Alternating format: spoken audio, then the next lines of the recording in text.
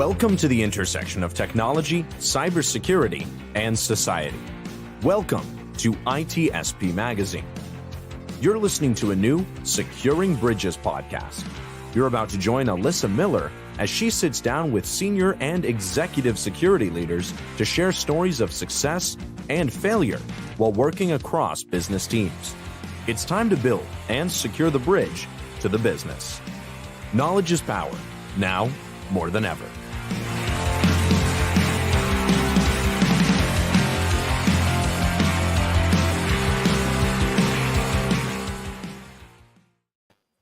All right, everybody, it's another episode of Securing Bridges. I'm Alyssa Miller. I am back here once again in Studio 1A. Does that work? Anyone remember? That's like a really old reference no one gets anymore, right? Damn it. Well, I don't care. Here we are. I'm still in my office this week. I'm not traveling for the second week in a row. That's an experience in of itself because, yeah, apparently we've just decided COVID's over and we're traveling again. So, but here we are. Securing Bridges, the show where we are talking about how do we bridge the gap? How do we bridge that gap between the business side, those non-security folks, and all of us crazy security people who love to, tell everybody else how they should be secure and maybe how do we do that better? So we had some great guests. I think we're up to episode 8 now. I'm looking back at some of the past episodes. I'm amazed at all the incredible people we've had, and it just keeps getting better. This week, check this out. This week we've got with us DNSPrincess. Alyssa, how are you? I'm fantastic. How are you? I am doing great. So I have to tease Alyssa first because she's the other Alyssa who spells her name wrong. But when I'm around, you're the other Alyssa. Yes, there it is. See, so this is the thing. So she picked this fight. I will just say that. I was totally chill until I got a message from a mutual about Alyssa was saying you spell your name wrong. So on that subject, let's talk about how we got there. Why don't you go ahead, just introduce yourself for the maybe 1 or 2 people out there who've not heard of you before, or maybe aren't familiar with your work. Yeah, so hi, I'm Alyssa. First and foremost, I'm a hacker. That's how I identify myself, just like Alyssa is as well. We both work on the same conference, the best one, in my very biased opinion, Circle City Con. That'll be like the first time out of 5 I plug that during here. I am a security researcher. Yeah, once or twice, or maybe more than that. I am a security researcher, even though I'm officially a PhD dropout. I'm very happy about it. I have moved on to a wonderful career at Bishop Fox. So yeah, that's everything I've done in the past year. Which is a lot. So I'm going to put in the other plug for Circle City Con right away, and we'll probably talk more about it because we are on the same conference together. CFP is still open for a short time, so please go out, check out the website, send us your CFPs. We'd love to hear from you and have you speak. But this is about bridging gaps and building bridges and securing bridges and all the things. I can take that metaphor everywhere and people probably get sick of me. So let's talk a little bit. So you mentioned being a PhD dropout. Let's talk about that first. What does that mean other than, the obvious? Yeah, I've been in academia for 10 years, which is a really long time. I thought I wanted to stay there in my career choice. One of the biggest reasons I haven't is because I stopped hacking. It was all about writing papers and documentation. It wasn't fun anymore. But I love academia for its romanticism, for its obviously trying to teach people, and really reaching out to communities and other places that could really use knowledge. So yeah. Nice. So that's a really cool experience in of itself, right? Kind of seeing where academia is and what that focus is. Now, on the flip side, you said you just started a role at Bishop Fox. I love it. I am elated to be there.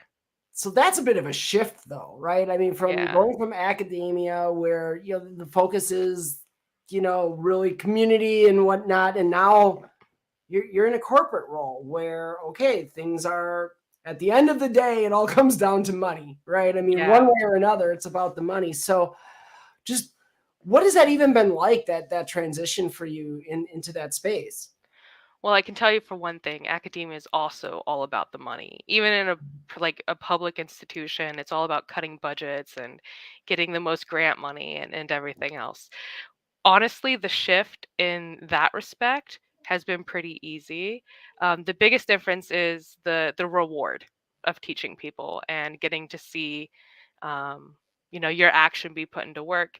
And I thought I would lose that going into the corporate world, but I'm still filling out CFPs and doing research and all the things I used to love about academia. So it's an okay adjustment. An okay adjustment. I love the way you put that. So what can you tell us about your role at Bishop Fox then? Because I mean, a lot of people probably understand what Bishop Fox's business is, Mhm. but your role within that, and how does that tie into some of the things that you've done in the past? You said you're still submitting to CFPs and getting out and speaking. Mhm. So what does that look like now related to the role you're in? Well, the role I'm in is actually really respectful of everything I do outside of my 9 to 5, right? So they care about research. They care about like furthering the field. In fact, I think they just had a webcast today over ransomware, which was really nice. My role at Bishop Fox is I scope pen tests. That's like primarily what I do. Um, and I use my experience in doing past pen tests to think, okay, well, how long did that take me? What resources do I need to do? So in that way, it's really rewarding to have my past experience because it does fill in, scoping and doing all of that work. So So kind of like in that pre-sales support role, is that a fair thing to say? Is how yeah, involved do you get in that? it's really messy because a week after I joined or something like that, we moved under consulting, but it's still technically part of pre-sales. I got into it because I was at a con. I was at ThoughtCon and Bishop Fox had a booth, and I was thinking to myself, "Oh, the students would make great interns. I'll just happen to take this recruiter's card." Um, Prior to being at Bishop Fox, I was working full time at RSA, and RSA has gone over some changes. And so I decided, you know what, I'm going to email this person just in case, just to see if, what will happen. And then lo and behold, this position opened up and she was like, you got to apply. And I did. So, Nice.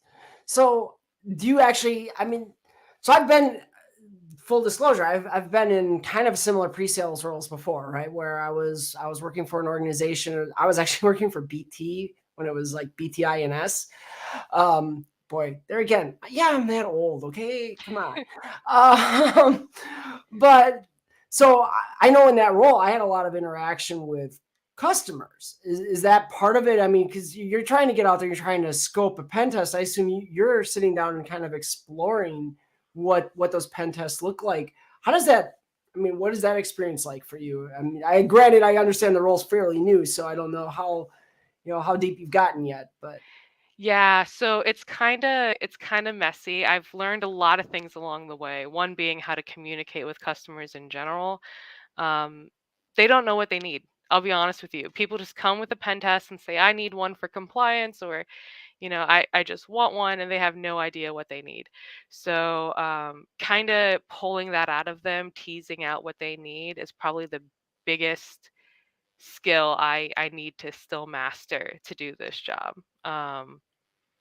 Yeah, I think that something that's unique about the job is that it really all depends. Like what happens in the pen test depends on you. Not to plug Bishop Fox again, but they have a blog post out about making a scope correctly and how important it is to scope right the first time. If you want to check that out, so um, yeah, it's a lot of resources, a lot of talking, a lot of what do you mean?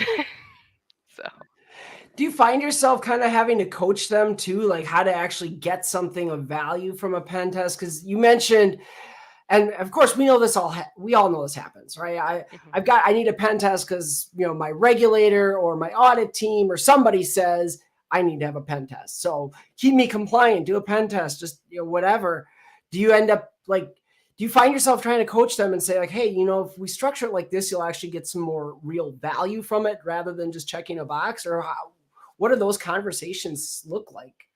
Those conversations are sometimes easier than you think. There's a lot of relief when someone asks like for a pen test and they're like, I don't know what I need. And you go, it's okay. I know what you need. That kind of confidence and really supporting the client goes a long way. So later down the line, when I say, maybe you need an internal pen test too, that trust has already been built. And so they take that advice pretty well. If you go into a client meeting, like meeting them for the first time, and you're like, I need X, Y, Z, D, A, B, C, it's not going to go off too well. And that's kind of our tendency in security, right? Like we come in, we gotta assume that everybody knows what this is all about, and we're just gonna come in and tell them what we need because, well, you want me to write a scope for your pen test, so you got to tell me all the details. And I feel like a lot of times we can miss that nuance of, all right, I need to be more consultative. Do you find that that's still something that maybe differentiates you from other people who might be trying to do the same thing for those clients? Not to toot my own horn, but yeah. Um, Toot I your was own horn. That's what we're here for. I was consulting for a company called Practical Cyber before, and so at that job, I got to play this game. I love this game. It's called "What Would I Do If I Was Their CISO?" All right, like pretend CISO man. And so sometimes I put that hat back on and really think like, okay, what's best for them?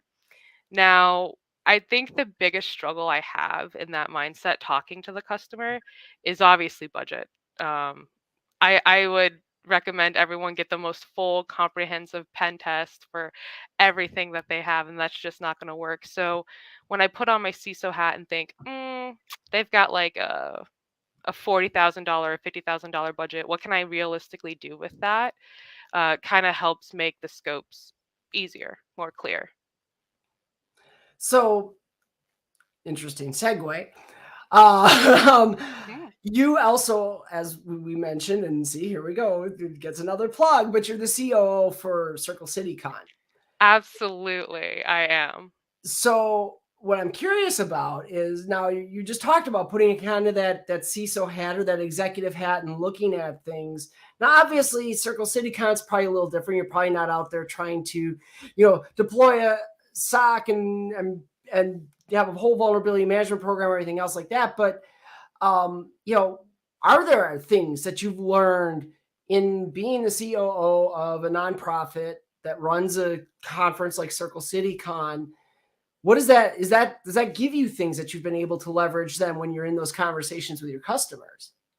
I think Circle CityCon's experience has helped bring out like not necessarily technical information, but again, more of that like bridge building between myself and the client or potential client. One thing that Circle CityCon has given me is um, people like you, right? Like I get to meet new people and get a lot of experiences. And so when people talk about like, oh yeah, in my pen test I've done this, or this is the way I would handle this problem, a lot of mentoring comes from Circle CityCon, which I think makes me better. So we have a lot of great leaders and a great board team. So Yeah, I mean that president is kind of a little, just a shout out because I know he's listening right now. So, um, so your role is COO because a lot of mhm. people, I don't even think a lot of people understand what it is like to be in that position with a conference, right? I mean, a lot of us go to them. A lot of us Mhm. have a lot of fun. A lot of us probably have some criticisms of the people who run a conference, but I don't think we all get the other side of it. We don't get to see what it's like running a conference. And I so for you in that CEO role, what does it even look like? I mean, what are you being asked to do in that role? Well, my role kind of stretches into OJ's role as he keeps me. Sorry, OJ Phil is our CEO of Circle CityCon, CEO, and I called him president. I'm sorry. no, I CEO. think he's president of the board and CEO. So you got Okay. that right. Yeah. Um, So making the con work is a lot of pre-planning and just ideological stuff that we talk about like every day. There's not a day that goes by that I'm making voice messages to OJ about this conference, right? So it's really about making it go. It's about having volunteers, staff, enough content, day of operations all fall on me. The organization of the con, in terms of like our sponsors, the hotels, like everything that makes the visual part of Circle City Con work, is done by OJ. So Nice. So a good division, and you get. I mean, and I'll admit personally, like it's really interesting for me to see how well how a conference can be run like an organization, and of course, being nonprofit, some of that is a requirement, but really it's an interesting mix, and I think a lot of people would be well served if you have the opportunity to do it, to be a part of a conference, because it when you are essentially running a business, whether you're a nonprofit and you're the requirements for nonprofit organization, at least here in the US, you do have to be structured as an organization. You have to run as a true organization. You need to have a board. You have to do all those things. And it can be a great way to build some empathy for what it's like when you go back to your day job and you're dealing with an organization, because suddenly you understand it a lot more. And so, for you, that's why I was kind of curious, like, where does, now that you're in that role and you've had some of that experience, you find that gives you greater empathy to understand some of the people that you're talking with from a client perspective? I've seen a lot of different people come to Circle City Con. I think it does help grow that empathy. More so, it helps grow patience. Circle City Con's unique in that we have a lot of new people to the industry come in. We're very friendly, we're very open, we have free training. And this year, some really great villages, so super awesome. And you're talking to people who it's like their day one, first day in security, even those who have been, there for a year or two, and trying to like help those people through CTFs or just talking about the con. You really see like, oh, I need to take a step back. I'm using lingo that is unfamiliar, or I'm assuming something that not everybody knows. And so I think, yeah, you're right. It definitely gives me empathy once I go back to the real world. So if somebody was talking to you and their question was, hey, I really want to come to Circle City, or maybe I guess this would apply to any conference, but your experiences with Circle City in particular, and they're saying, how do I get my employer? How do I convince my employer to pay for me to go to this conference, to cover my travel if it's necessary, pay for my ticket and whatever else? What would you tell them? I mean, what are those things that is going to get somebody's business to want to pay for them to go to a conference in Indianapolis? Well, kind of like I mentioned before, we do have all free training. So it's accessible to everyone. We have some really great trainers. Sam Bound is one that we've had for many years, and he's going to show up again this year to put on his training. The talks, I think, are pretty unique and have an interesting perspective. I don't know if anyone's going to write to our theme this year, if someone can turn their talk into a cartoon, but we'll see. And then, of course, we have a lot of hands-on practice and activities. So we've got hardware hacking, car hacking, RF Village is going to be there virtually. Um, I don't know if anyone's employer is interested in quantum computing, but we're going to have a quantum village. There's a lot of stuff to do that is at your fingertips at Circle City Con, and really approachable. It's not like a high level con where if you go to it, you're not going to understand anything and not get along a lot out of it. An employer should be proud to say like, yeah, my employee went to Circle City Con and he, she, they learned all these things, got to do these trainings. And I think that our content is really what would attract employers. Don't tell them that we're going to have lots of fun and free cereal and cartoons, but I mean, you got to have a theme, right? And I know that you've, hey, it's just part of what you do to keep it fun. But I think you touched on some of those cool things. There you go. Fun cereal cartoons for the win. So, I guess, as we look at it, so training seems like one side of it. I think there's would you agree there's like a networking component as well? Oh, absolutely. I know people who have had job opportunities, internship opportunities just from like hanging out with professionals, grabbing lunch with somebody, being in the same talk and like having a conversation afterwards. I think there's a lot of benefit in that as well with networking. We use a different platform every year. This year, we're going to be using Discord to navigate social interactions. So I think that'll be really helpful to meet someone at Circle and then ping them a day or two later, like, hey, I really liked your talk, or, we had a good conversation about your job opportunity. Can I give you my resume? Stuff like that. So, Yeah. And who knows? I mean, you mentioned before, like you got your job. yeah. You found the job you're at right now by going to a conference. And so I think that's probably not the thing you want to tell your employer about why they should send you to a conference. Just let's be clear. I don't think I'm trying to say that. I don't think that's what Alyssa's trying to say. So let's be clear on that. But these But are things that are important. I think understanding that, and it gives you that exposure to other people who have different experiences. It gives you the opportunity to bring in lessons that they've learned. So thinking back then to kind of your experience with academia. mhm. So we talked a little bit about that juxtaposition of going from the academia and the differences between the academic world and the corporate world. What are some of those things that you would hope people would be able, if you could teach them something from what you've been able to see in that difference, what would you want people to take away? For those in academia, I would really want to push them to get out of that comfortable setting with courses and textbooks and everything else and really get some hands on learning. Academia has a lag from the industry. There are things the industry is going to be talking about, and it takes 2, 3 semesters to show up in academia at all. I got a really big jump in my life for that because I was working at RSA and I got to keep some of that hands on stuff. But doing projects, making a home lab, your books and papers are not going to cut it. If you want to participate and really bridge that gap, go to a con, submit a CFP, or even just join a local group like the DEF CON groups that happen, right?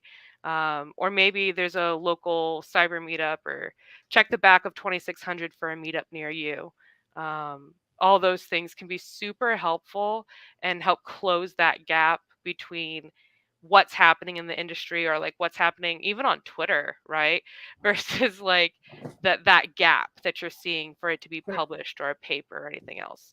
That being said, some of the most novel research I've ever seen has come out of journals, like academic journals, and they get turned into sometimes, a DEF CON talk or a different conference talk. So there's this loop of researchers outside of academia, researchers inside of academia trying to share that knowledge. And if it was my hope at all to fix that gap, it would be all information, journals, textbooks, conference talks. They all be equally accessible and free. So, Oh, that makes sense. I hear that for sure. And you do a lot of speaking yourself at conferences, or a fair amount. I mean, let's be clear. The first time I met Alyssa was they were speaking at GERCON. And I don't even know if you remember that. That was like, God, that was ancient times. It was like 2014 or something. that So was in the before times. Nothing is yes, new. before times. Yeah. So and I've gotten this to see Alyssa speak a number of times. But what has that experience been for you? I mean, I've shared, I think, a couple times on this show what conference speaking has meant for me. But for you, how does that, how has that shaped sort of, whether it's your academic career, your current career, your involvement with Circle City, whatever else? I mean, how has that been for you? What have you gained from that? Yeah, so I've had plenty of people. It always shocks me when they say it. I've had plenty of people go like, "Oh, I saw your talk," and I'm like, "Okay, which one? What did I say now? What do I say now?" I've had my current employer found my talks And they found my Twitter, Alyssa, and I know you follow me on Twitter, so I'm shocked. um, Giving a conference talk is very rewarding. Obviously, I used to want to lecture, so those things are very similar. Um, just a bigger audience and an audience that I think is more interested in the subject. Um, but in general, I love it. I get really nervous right before. About an hour before I do it, I tell myself, why am I doing this? Why am I doing this? I got myself in a big hole. Um, but it's really rewarding. I really recommend everybody do it at one point, even if like you have stage fright, you don't know what to talk about. Everybody has something worth talking about, and I think doing a con talk really gives you that courage at the end of it. Like, man, I did it. You know? That's awesome. So related to that, then, when you've given a talk, what is the thing? And because I think this is actually important. I don't think people realize, people who've not had the chance to speak, and even maybe some who have but do it for different reasons. When you get off the stage and someone says, "Yeah, I saw their talk. It was awesome." What do you want them to say? Like, what, beyond just it was awesome, because you're awesome and you want them to think that you're awesome. But I mean, what is the thing? Like, what means the most to you if you were to overhear that conversation they were talking about your talk? Content like questions, things like, oh, I didn't know that you could find a PIN number using this tool, or how did you bypass the metal detector? I really like conversations that take something that they've learned from the talk and like direct asking about it. It's always nice to hear the applause and the thank you, but knowing that my content has reached someone is really rewarding. And that honestly is something, I would love for more people to have that experience. I had a feeling that was what you were going to say. I'm not going to lie. No, we did not rehearse this in advance. This is spur of the moment. But, because, and the reason why I thought that is because I feel similarly. And, I think it'd be great for more people to have that experience at one time of like, yeah, I went up there and said something that for me didn't seem like it was that smart or novel or exciting or new, but for them, it made a big difference, and it brought them something that they could bring back. For me, I even connected to, because so much of this we're about work, right? I mean, we go to these conferences most of the time because either we want to be working in this field or we do work in this field. And when I know somebody took something back to work and was able to use it, like, that is so amazing to me. Or they used it to get a new job, or they used it to build something really cool, or they impressed their boss, like, that's really cool stuff. So where I'm headed with that is, have you had that experience? Like, something that sticks out to you when you were at a conference, something that like you were able to grab onto that and like you took it back, and maybe not within the first day, but maybe a week, a month, something that really just connected with you and you were able to leverage it when you got back to work? There are a few con talks I could say that did that for me, but I think the one that sticks out is when I watched Black Owl give his first reverse engineering talk, or at least first to me. I'm sure he was giving talks a lot more before that, but it inspired me because there were so many things I didn't know, and I was like, okay, I can do this, even though I don't know anything. I can do this. And so it kind of, he made it really approachable and like took things through steps. So I was like, okay, if I study this, I'll get what he's saying. And kind of having that talk that really pushed the boundaries of what I did and didn't know was so cool. So did y'all catch that? Did you hear what they just said about I didn't know anything? I'm calling bullshit. All right. You knew plenty. You just didn't know that topic yet.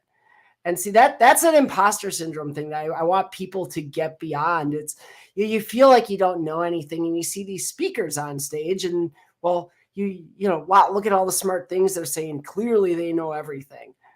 And I think from that perspective, you heard what Alyssa just said, and I've said it too. I kind of went the same route a little while ago, right? I didn't say anything that smart. Well, it wasn't to me, but how do have you had the opportunity to like maybe try to encourage somebody, or how would you encourage somebody who doesn't feel like they have something to bring to get up there for that first time? So we're talking about, you know, you mentioned, you know, you'd like to see everybody have that opportunity. So if someone's out there thinking, well, because this is the common thing I hear is I don't know what to talk about. I don't have anything to talk about. What would you say?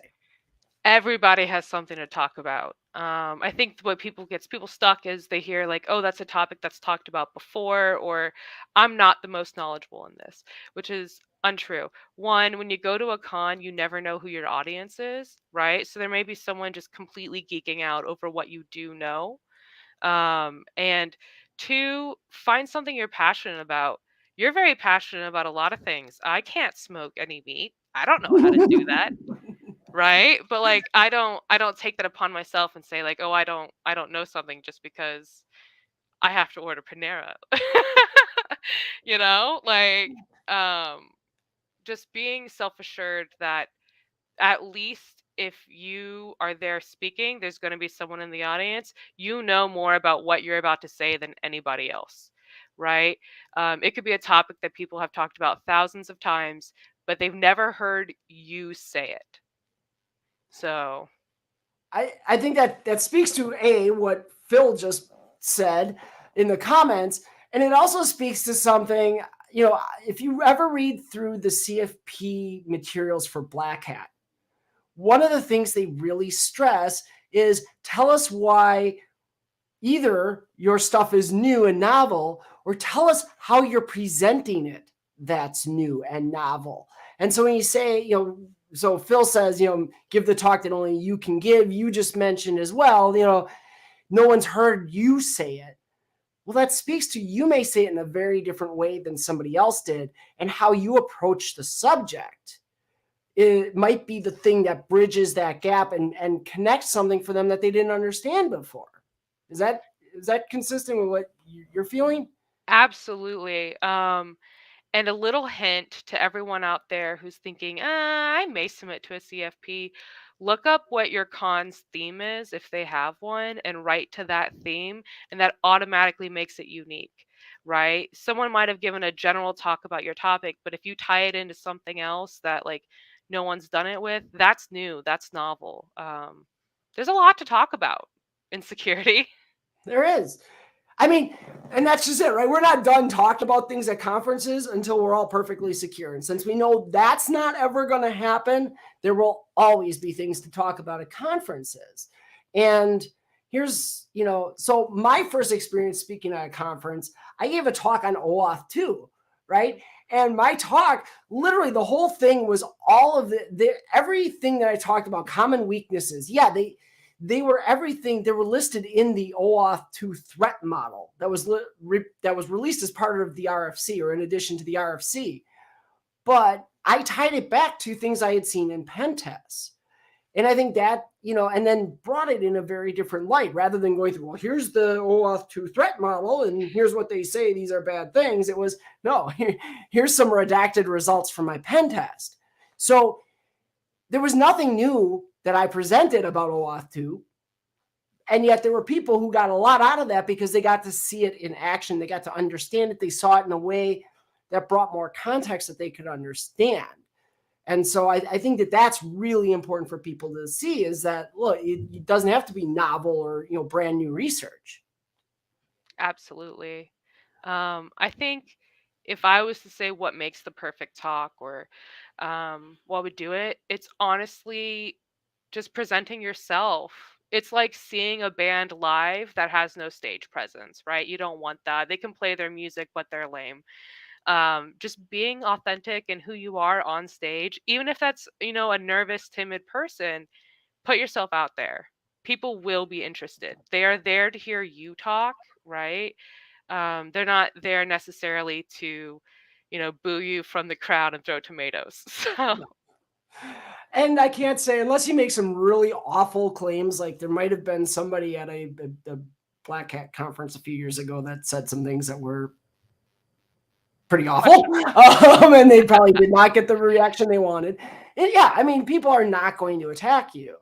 I think that's really important too, to understand that honestly is a safe space. and for another shameless plug, the safest space that you could try your talk out at. We have our CFP open for Circle CityCon. Feel free to drop a line there.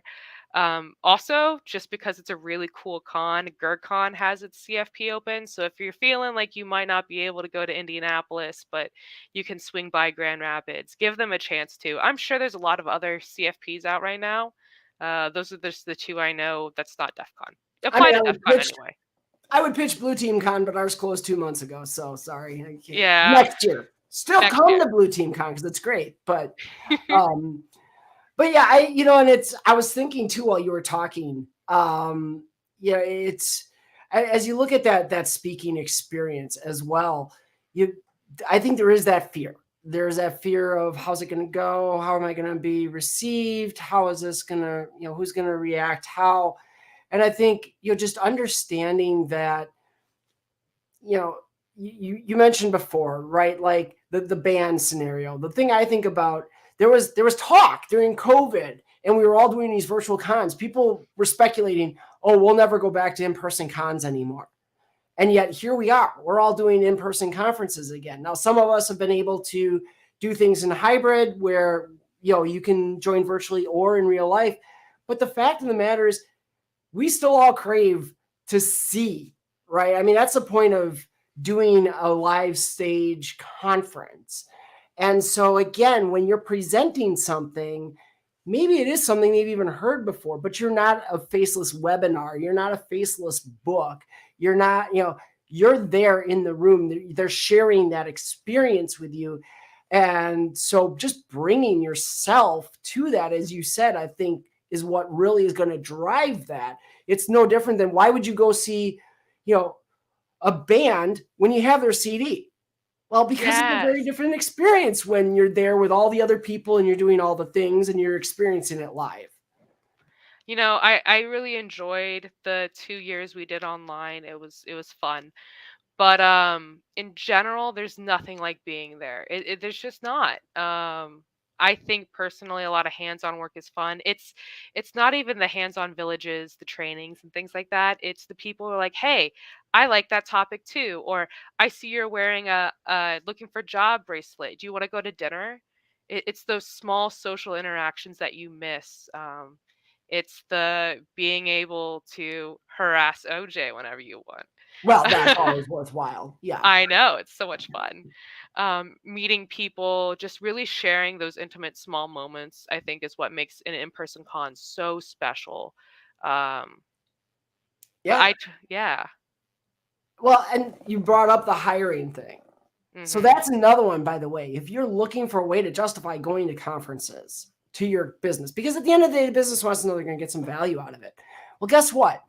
Recruiting in cybersecurity right now sucks. It's hard because we have lots of people who have jobs already and aren't looking. There's this talent gap. And if you guys have heard me talk, I don't totally believe in the talent. I think it's there, but I think it's there for other reasons and just a shortage of people. But it is hard to find candidates for a role.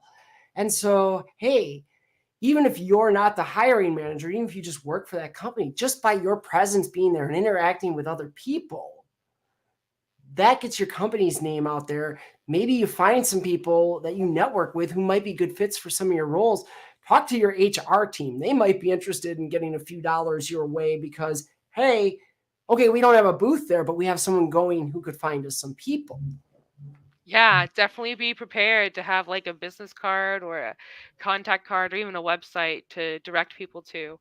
I've met plenty of people who I've referred to internships with either Dell or different companies just because I met them at Circle and I had the opportunity to help people find a job. So I think that's absolutely wonderful. I know those bracelets are at some cons. I don't know. OJ's in the chat somewhere.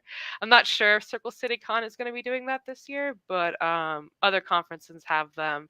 Or you could literally just have your resume in your backpack and give it to the first guy who likes what you're saying. So, and I mean, quite honestly, if you don't want to wait and see if the conference is going to have I'm looking bracelets, get a button. Yeah. Make something, that you can hang on yourself that indicates you're looking. I mean, obviously, consider your own threat model. If you're worried that someone's going to see you and report to your employer that you're out looking for another job, then maybe that's not the way you want to go about it. But yeah, have those conversations, ask around, get to know each other, get to know different people. And I know that can be hard. Like, so for me, and people are going to be like, Alyssa, you're lying, you're full of shit. But I'm not, I promise. I am socially awkward as all get out.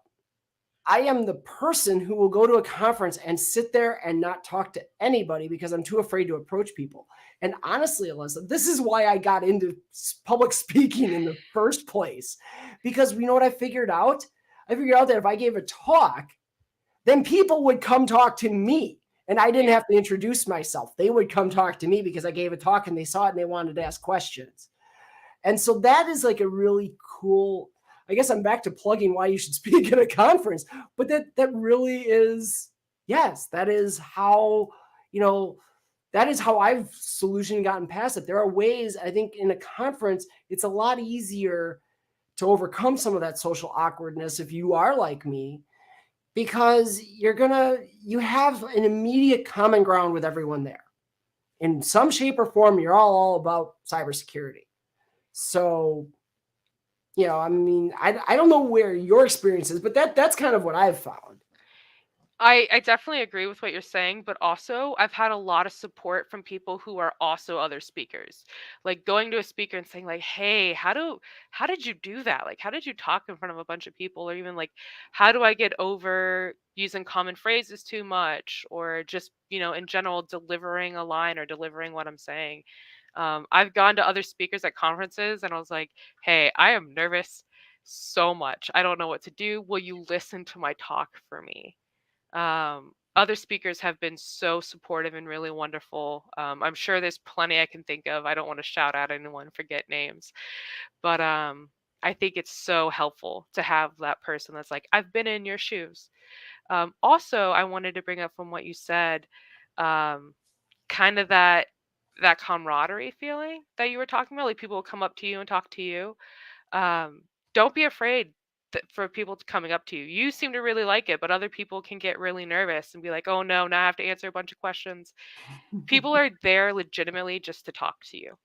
And it's a great way to meet people if you're looking for a job. It's a great way to meet a new friend. So be a speaker. It's fun. Yeah. No, it really is. And what I will say is there are conferences out there too.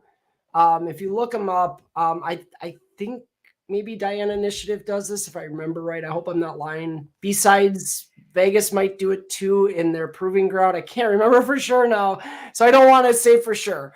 But I think, but where they will pair up new speakers with an experienced speaker to help you through that process. I know some conferences will do that in the CFP. They'll pair you up with someone to help you write your CFP. Maybe that's what Diana does. I don't remember now. But that's a thing to look into because your point about working with other experienced speakers is like crucial. And there's been a lot of virtual cons this year that have focused on that too. I know of friend of mine, oh God, now I forgot the name of the conference that they put together, but did a virtual con now that was focused on all new speakers and pairing them up with people that would help them put their talks together. So, seek that out. I think that's really helpful too. Yeah, I've not heard about that, but that's really awesome. Um, OJ actually dropped in the chat like a minute ago to get the light up LED name badges. You can get those on Amazon for like $10 and put anything you want. So, put your name, put that you're a speaker, put that you're looking for a job, even put down, I'm just looking for new friends, Putting yourself out there in a really cool, flashy way, I think would be really fun. So thanks for that suggestion, OJ. But yeah, that's support and being a new speaker. Just go to Twitter, search CFP, and then cyber. I know you have to search that word. It's gross. Or InfoSec, and you'll find people who are like, just submitted my CFP today, or I just got heard back from my CFP. I got to talk. Like, reach out to them. Like, if they wouldn't be tweeting about it, if they didn't want to be asked about it. Very, very true. Awesome. So on that note, I mean, I just looked at the time like, wow, holy cow, we're already at 45 minutes. I got to wrap this thing up because we are out of time. But Alyssa, thank you so much. It's been an absolute pleasure. I mean, I knew it would be, but yeah, this has been awesome. So thank you so much. Thank you. And to everybody out there, again, if you missed the start of this or you just want to listen to it again and hear all the awesome nuggets that Alyssa threw out there, recording will be available right away. The podcast version will be available in a couple days.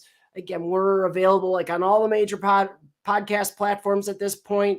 So if you do listen there or you saw us on YouTube or someplace where it's appropriate, I got to do it. I got to say it. Hit the like, subscribe, all that good stuff. You know how that works. I got to throw it out there. But we'd love to see you again next week. We've got great guests lined up. I mean, I'm still dumbfounded at the amazing people I'm getting to share time with this week, every week. This week it was Alyssa. So thank you again. And we'll see you next time on Securing Bridges. Bye.